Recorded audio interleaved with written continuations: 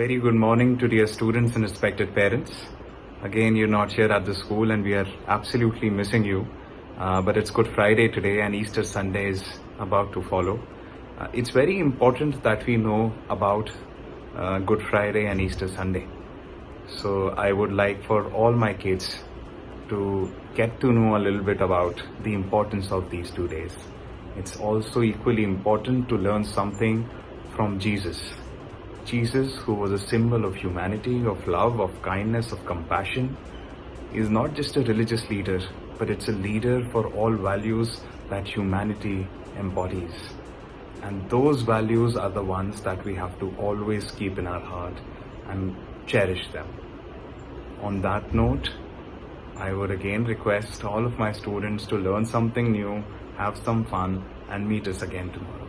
Thank you so much for listening.